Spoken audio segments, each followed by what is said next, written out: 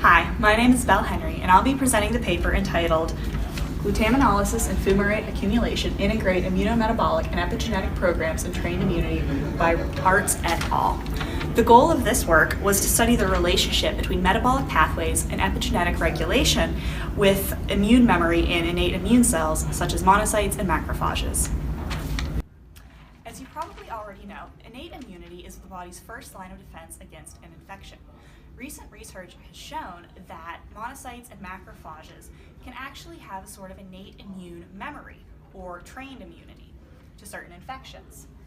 The researchers here wanted to study more about that process, so they looked at things like epigenetic regulation, particularly H3K4ME3 histone modification. This chromatin modification allows for altered levels of transcription of genes that are nearby the modification.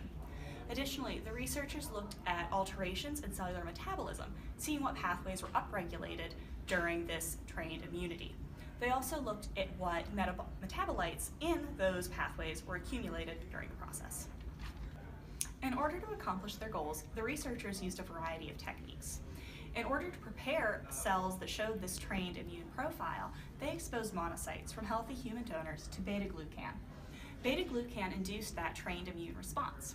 As a control, they also exposed some monocytes to lipopolysaccharide, or LPS.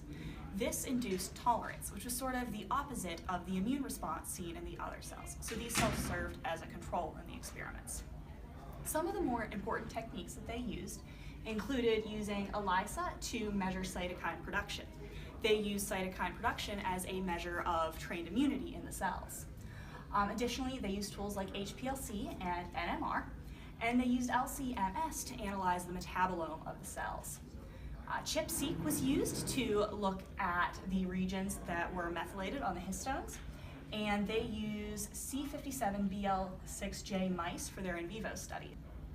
Figure 1 shows us that trained immune cells exhibited altered expression patterns and different metabolite concentrations when compared to the tolerant cells. So if we look here at figure 1A, we can see that RNA expression patterns were altered in the beta-glucan trained cells within 24 hours of exposure, suggesting that the cells with trained immunity showed different levels of expression. If we look at figure 1B, we can see that the beta-glucan training also appeared to induce metabolome changes after 6 days. So not only were the expression patterns different, but also the concentrations of a variety of metabolites were also altered. This is further shown in figure 1C. So here we have a picture of a variety of pathways and how they interconnect, and we can see that intermediates of the citric acid cycle, such as fumarate, accumulated in the trained immune cells. Figure 2 shows us that glycolysis is necessary for induction of trained immunity. So if we look at figure 2A, we see that in the trained cells, glycolysis was upregulated and the oxidative branch of the pentose phosphate pathway was activated. You see products of glucose metabolism, and the concentration of those products are higher in the trained cells, suggesting that the trained cells have an increase in glycolysis as compared to the non-trained cells. Figure 2B shows us that inhibition of glycolysis, but not the pentose phosphate pathway, will reduce the induction of innate immune memory. So looking here at figure 2B, you can see that cytokine production decreased after inhibition of mTOR. So previous work has shown that inhibition of mTOR results in inhibition of glycolysis. So essentially, we're seeing a decrease in cytokine production whenever glycolysis is inhibited. However, we don't see that same effect when the pentose phosphate pathway is inhibited with 6-AN. Figure 2C shows the results of an in vivo study in which humans were exposed to the drug metformin. Metformin has been shown to inhibit glycolysis. Whenever the people were taking metformin, their monocytes were less able to undergo beta-glucan training. However, when they stopped taking metformin, the ability of their monocytes to be trained was restored. These results showed the importance of changes in glucose metabolism during induction of trained immunity in people. Figure 3 shows that glutaminolysis and cholesterol synthesis are necessary for trained immunity. So if we look at figure 3A, we can see that whenever these cells were incubated with carbon-13 labeled glutamine, the glutamate production increased. So looking at these, the white bars represent the control, and the black represent those trained with beta-glucan. And as you can see, the glutamate production increased in the trained cells. looking at figure 3b, we see that inhibition of glutaminolysis and cholesterol synthesis inhibited trained immunity and histone methylation. So looking here at figure 3b, the top line represents inhibition with BPTES, which will inhibit glutaminolysis. So you see that whenever glutaminolysis is inhibited, we see lower levels of cytokines and histone methylation. The next two lines show inhibition of cholesterol synthesis. And again, you see that whenever the trained cells, again, the bar is represented in black, whenever the trained cells are exposed to these cholesterol synthesis inhibitors, they show lower levels of cytokine production and histone methylation, and therefore express lower levels of trained immunity. Finally, when we look at figure 3c, we can see the results of glutamine synthesis inhibitors and cholesterol synthesis inhibitors in vivo. So here they look at cytokine production again, and once more, the black bars represent beta-glucan trained cells and white represent the control. And you can see that both the cytokine production decreased whenever exposed to both glutamine synthesis inhibitors, BPTES, or cholesterol synthesis inhibitors, atorvastatin. Figure 4 shows us that fumarate can actually induce trained immunity and associated epigenetic changes. So if we look at figure 4a, we can see that exposure to fumarate induced cytokine production, which the researchers used as a signifier of trained immunity, but exposure to other citric acid cycle intermediates like malate and succinate did not.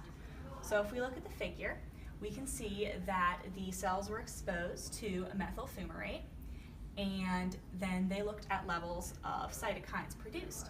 And those levels of cytokines increased with increasing levels of methyl fumarate, suggesting that exposure to fumarate was able to increase cytokine production and therefore induce trained immunity. Figure 4b shows us that inhibition of glutaminolysis and glycolysis decreased fumarate concentrations. So looking at figure 4b, you can see that they exposed a variety of beta-glucan trained cells to several different inhibitors. So they exposed them to rapamycin to inhibit glycolysis, to 6-AN to inhibit the pentose phosphate pathway, BPTES to inhibit glutaminolysis, and cerulean to inhibit fatty acid synthesis. As you can see, exposure to inhibitors that decrease glutaminolysis and glycolysis resulted in a decrease in fumarate concentrations. Figure 4c shows us that fumarate induced histone methylation as cytokine promoters.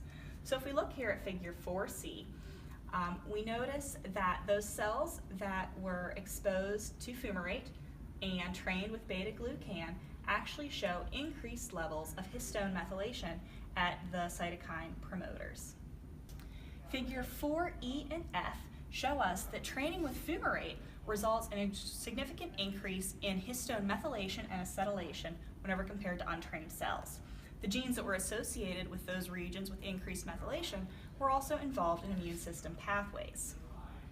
Figure 5 shows us that fumarate may induce trained immunity by inhibiting the transcription factor HIF1 alpha and the demethylase KDM5.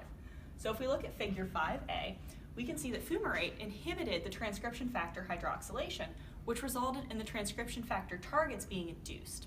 So here we're seeing fumarate actually have an effect on the expression of a variety of genes, which can explain how fumarate is able to induce trained immunity.